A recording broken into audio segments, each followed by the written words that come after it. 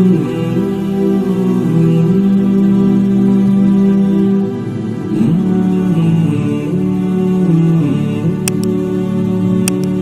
الحمد لله نحمده ونستعينه ونستغفره ونعوذ بالله من شرور أنفسنا ومن سيئات أعمالنا من يهده الله فلا مضل له ومن يضلله فلا هادي له. قال تعالى: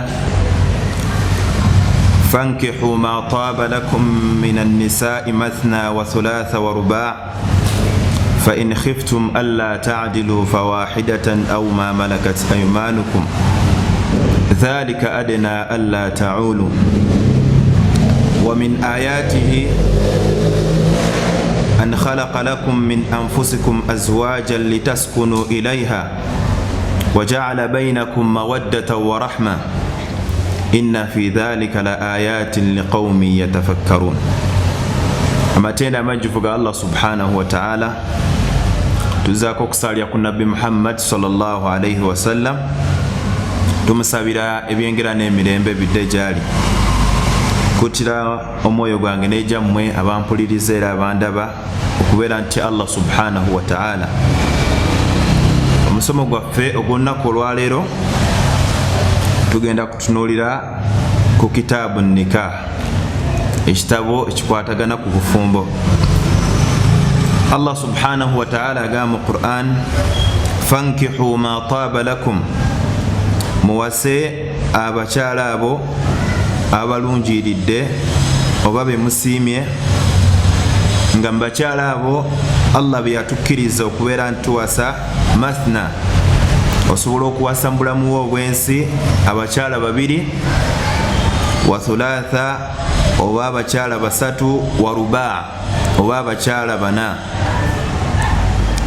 ebbanga ly'omala ng'olina obusobozi. Fa in khiftum alla ta'dilu fawahida, bw'obanga otidde okuba nti tojja kusobola kubeera nti obenkanya, fawahida, beera nti owasa omukyala omu.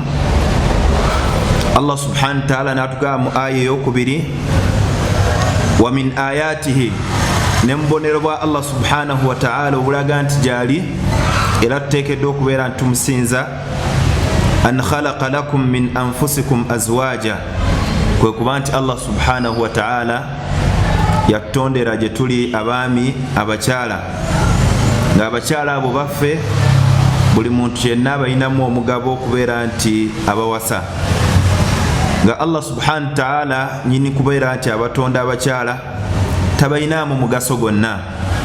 Litaskunu ilaiha, okubeera nti abakyala abo Allah waaba batuwadde basobole okubeera nti batebenkeza batujjako stress wa dunia. Wajaala bainakum mawaddata wa rahma, Allah n'ateekawo ebintu bibiri, emisingi ebiri ekigenda okuba nti gituwangaliza obufumbo, mawaddata wa rahma, okwagalana n'okusaasirigana. Inna fi dhalika, mazima mu bufumbo obwo, la ayatin liqawmi yatafakkarun, mulimu ekyokwebuulirira eri abo abantu abafumintiriza. Tusaba Allah subhanahu wa ta'ala abawulu abatalina bakyala okubeera nti Allah abawa abakyala, n'abalina abakyala tusaba Allah abateremu omukisa era ababakuumire. Nabwekityo tugenda kwebuuza ebibuuzo bisatu mu darsi yaffe eno.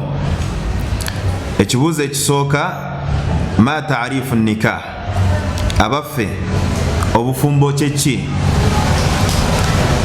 Sheikh yagamba nti an-nikahu shar'an aqdun yatadammanu ibahatu al-istimta' kullan min az-zawjayn bil akhar ala al-wajhi al-mashru'. Yendagaano abantu gye basayininga ababiri, omwami n'omukyala, ng'endagaano eyo yatadamman, ereetera ibahatu istimta' kullan min az-zawjayn bil akhar, okuba nti buli muntu akkirizibwa okubeera nti yeegazanyiriza ku mubiri gwa munne, ala al-wajhi al-mashru', nga ebyo byonna tubikolera mu sharia oba mu mateeka g'eddiini oluvannyuma lw'okuba nti abantu abo bawoowebwa. Nabwekityo ensonga eyo nkulu nnyo. Omuntu yenna bw'abanga tawooye mukyala takkirizibwa kubeera nti agenda eri omukyala yenna. N'omukyala yenna bw'abanga tawoobebwa takkirizibwa kubeera nti afuna saaviisi z'abafumbo abawoowe. Question ey'okubiri gye tugenda okwanukula omusomo gwaffe guno, adillatu mashru'iyatu nikah. Bujulizi ki obutukkiriza omuntu okubeera nti awasa oba okubeera nti afumbirwa? Sheikh yagamba nti al aslu fi mashru'iyati nikah, ensibuko wetujja okubeera nti abantu bafumbirigana n'okuwasiŋŋana alkitaabu wassunna wal ijma. Tubeera nti obujulizi tubujja mu Qur'ani ne mu hadisi za Nabbi sallallahu alaihi wasallam wal ijma n'okwegatta kw'abamanyi. Faqad dalla ala mashru'iyati nikah ayatun kathira. Aya nyingi mu Qur'ani ezoogera ku bufumbo nga aya 2 ze tulabye. N'agamba nti wa hadithun kathira, ne hadithi nyingi nga Nabbi sallallahu alaihi wasallam akubiriza eri abavubuka okubeera nti bawasa. Mu hadisi ezo nyingi tugenda kujja hadisi ntono. Minha muzo hadithu Abdullah ibn Mas'ud radhiyallahu anhu عن النبي صلى الله عليه وسلم قال. Nabi sallallahu alaihi wasallam mu hadith Abdullah ibn Mas'ud agamba nti Nabi sallallahu alaihi wasallam agamba nti ya ma'ashara ash-shabab man istata'a minkum al-ba'ata falyatazawwaj fa innahu aghaddu lil-basar wa ahsanu lil-farj wa man lam yastati' fa alayhi bis-sawm fa innahu lahu wija. Nabi sallallahu alaihi wasallam yakoola ng'akoola eri abavubuka, kubanga abavubuka ebikemo bingi ebyolekedde ummatu ashabab, gurupu y'abavubuka. Naga nti ya ma'ashara shabab, abange mmwe abavubuka, man istata'a minkum alba'ata, yenna awulira nti afunye obusobozi. Omu ku basheekhe yannyonnyola ekigambo ba'ata obusobozi bwe buluwa, n'agamba nti wal maqsudu huna takalifu zawaj wa mu'nuhu, kwe kuba nti onoosobola obuvunaanyizibwa oba obufumbo, n'obeera nti onoosobola okulabirira omukyala, onoosobola okumwambaza, okumuliisa, okumujjanjaba n'okumusuza. Omuntu yenna alina ebintu ebyo wammanga. Nabbi sallallahu alaihi wasallam gwagezaako okubeera nti akoowola nti omuntu yenna alina obusobozi obufaanako bwe butyo falyatazawwaj, kimukakatako okubeera nti awasa.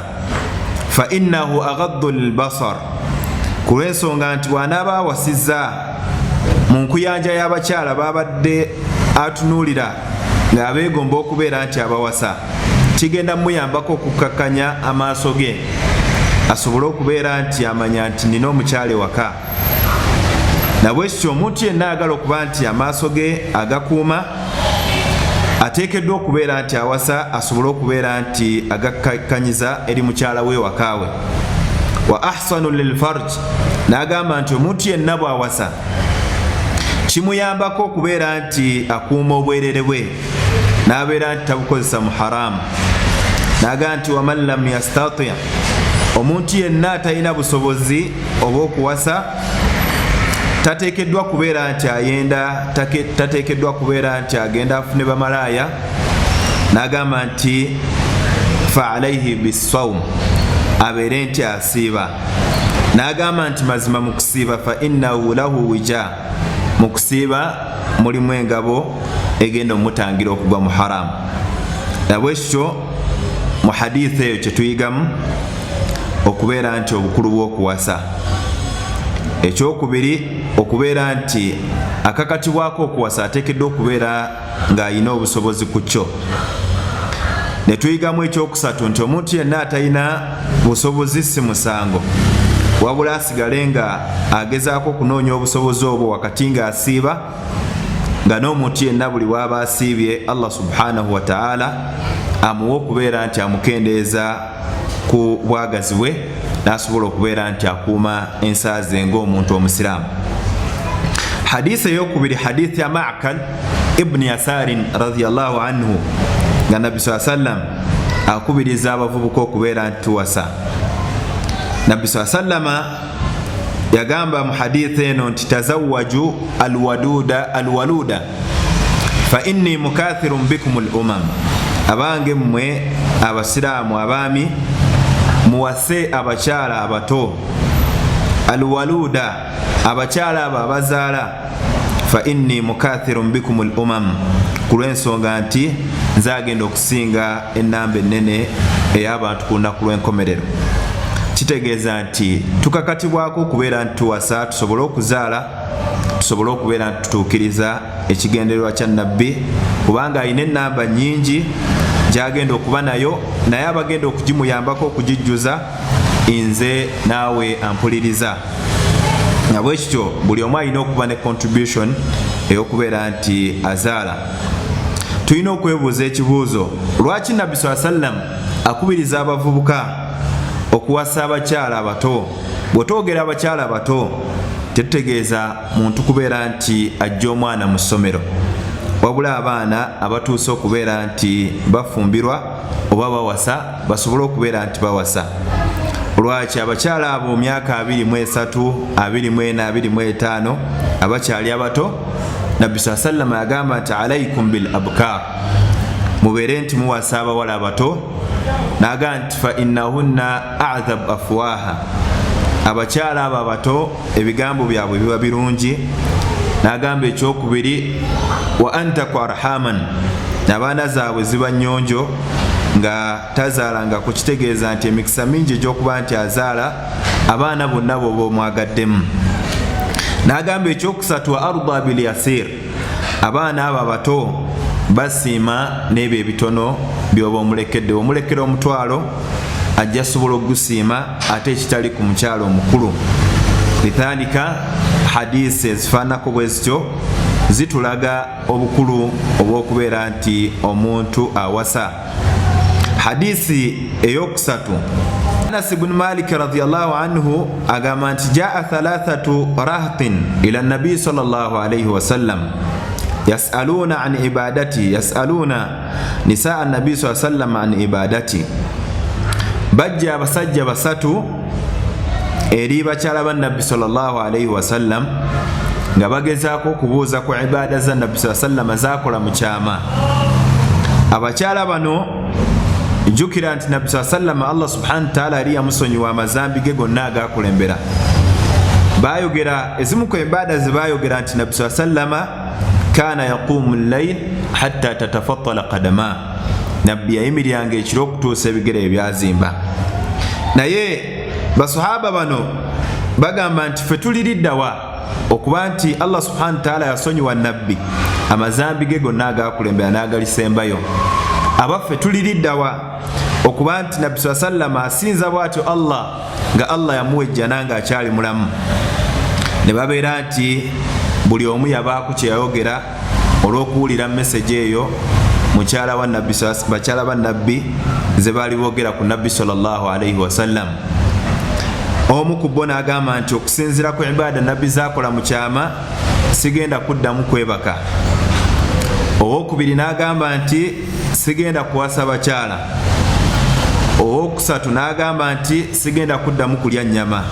Nabbi sallallahu alayhi wasallam n'awulira abantu bebeeziyizizzaako Allah bye yabakkiriza, n'abagamba nti ma baalu aqwamu, abange baani abayogedde ensonga eyo ey'okubeera nti beeziyizaako ebintu ebyo. N'agamba nti fa inni akhshaakum lillah wa atqaakum lahu, nze abasinga okutya Allah subhanahu wa ta'ala n'okumugondera. N'abagamba naye nze nga nabbi sallallahu alayhi wasallam, n'abagamba nti lakinni asuumu wa aftir, mazima nze gwe mulaba ndi musinza nnyo eri Allah subhanahu wa ta'ala, naye nsiiba ate nensibulukuka. N'agamba nti ekyokubiri wa aqumu wa arqud, nyimirira ekiro ate nenneebaka. Wa atazawwaju nisa, ate n'abakyala mbawasa. Kitegeeza nti eyo emu ku sunna ku nkola ezaffe abasiraamu ez'okubeera nti tuwasa tusobole okukuuma ensa zaffe. N'agamba nti faman raghiba an sunnati, omuntu yenna anaava ku nkola yange falayisa minni, ajja kuba tali wa munze oba tajja kubeera musiraamu. Hadisi gye tuba tusembyayo etulaga obukulu bw'okuwasa. Nkubiriza mwenna abampuliriza naddala abatalina bakyala n'abatalina baami okubeera nti muwasa era mufumbirwe. Nabbi sallama yagamba, man razaqahu llahu imra'atan saliha, omuntu yenna Allah subhanahu wa ta'ala gwawa omukyala omulongoofu. Bwe tuba tukubiriza abantu okuwasa, gwe tova eri n'ofuna mukyala gw'osanze ku swiiti wa wonna w'omusanze, oteekeddwa okunoonya mukyala ate Allah subhanahu wa ta'ala omulongoofu. Naye omuntu yenna singa Allah amuwa omukyala omulongoofu, faqad aanahu ala shatri diini, Allah aba amaze okumuyamba ku kitundu kye eky'eddiini. N'amugamba nti amagezi nabbi gamuwa, falyattaqillaha fi shatri albaaqi, omuntu oyo abeere nti atya Allah mu kitundu ekisigadde. Kitegeeza nti eddiini y'omuntu omusiraamu eri ku 100%. 50 ya bufumbo, 50 ya ibada, sala, zaka, hijja, ramadan, ne qira'atul qur'ani wa sadaqa. Lidhalika beesiime nnyo abo Allah subhanahu wa ta'ala bawadde abakyala abalongoofu ne basobola okubeera nti bajjuza ekimu ku bitundu by'eddiini.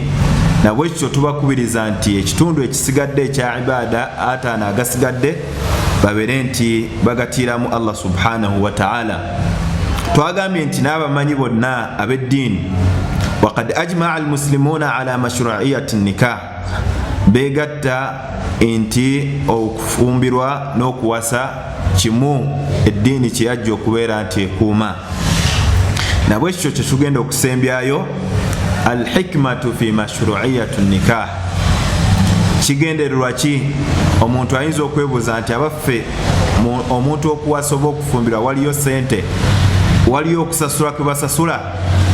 Twagala kulaba obusiraamu lwaki bwateekawo omuntu okubeera nti awasa. Ekisooka Sheikh agamba nti fihi masalihu dunyawiya wal ukhrawiya, mulimu emigaso egidda mu nsi muno muntu gyafunamu nga gyansi, mulimu n'emigaso gyagenda okufunamu ku lunaku lw'enkomerero. Omugaso ogusooka, ikmaalu ddiin, omuntu okuba nti abajjuliriza eddiini ye. Ekigendererwa ekyokubiri, omugaso ogwokubiri, nailu barakatin wa du'ail malaika, omuntu oyo aba amaze okubeera nti afuna emikisa mu bulamu bwe. Omuntu yenna buli bwakeera okuwasa oba n'abeera nti awasizza mu bulamu bwe, aba aguddewo emikisa gye mu bulamu bw'ensi eno.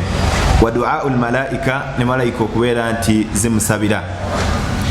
Mulimu ihtisabul ajr, mu kuwasa muno mulimu okufunamu empeera, kubanga Nabbi sallallahu yagamba mu hadith, wa fi bud'i ahdikum sadaqa, n'okwegatta kw'abafumbo buli woogenda eri munno oba osaddaase, kitegeeza oba ofunamu empeera.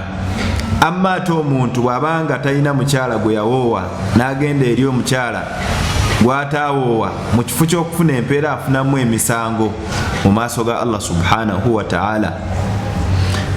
Ekirala mu bigendererwa ebyokuwasa, istimtaa'u bil halal, mulimu okubeera nti abantu beesanyusanga beesanyusiza mu halaali, n'okubeera nti beewala okubeera nti beesanyusiza mu haramu.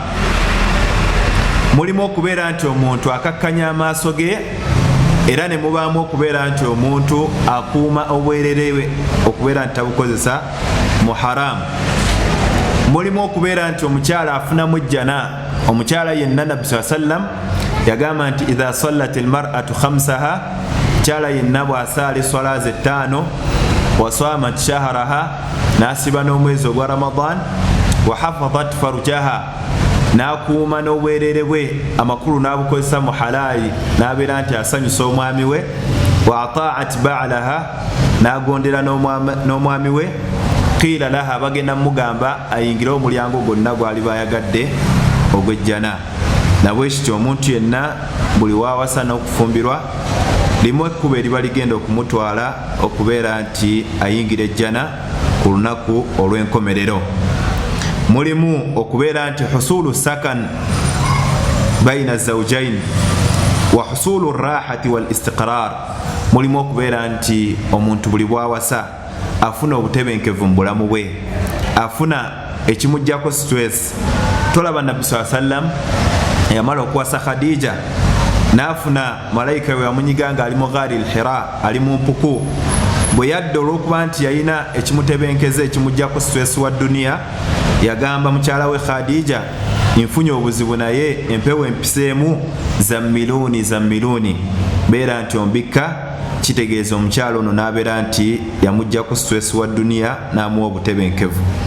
Nabwekityo mulimu okubeera nti baqa'u nasl al-bashari, omuntu okubeera nti afuna omuntu gwagenda okuleka, kubanga mu kubeera nti abantu bawasa n'okufumbiriganwa mulimu okubeera nti bazaala. Nabwekityo omuntu yenna buli bwawasa Allah bw'aba amujjuludde aba alese ezzadde lye ku mwaliiro gw'ensi eno, kitegeeza nti aba tafudde yenna okubeera nti akola ki, asaanawo yenna. Ekiddirira ekisembayo takthiru adadul muslimin, mu kuwasa mulimu okubeera nti twongera ku nnamba ey'abasiraamu, era tukubiriza bonna abalina abakyala, abalina abaami, tubeere tuzaala tusobole okubeera nti tuweza ennamba, kubanga Nabbi sallallahu alaihi wasallam yagamba nti mu kubeera nti tuwase abawala abato abasobola okuzaala, tusobole okuweza ennamba ennene ey'abasiraamu. Nabwekityo tujja kukomaawo biidhnillah. أقول قولي هذا واستغفر الله لي ولكم ولسائر المسلمين من كل ذنب فاستغفروه إنه هو الغفور الرحيم وهو البر الكريم. السلام عليكم ورحمة الله وبركاته.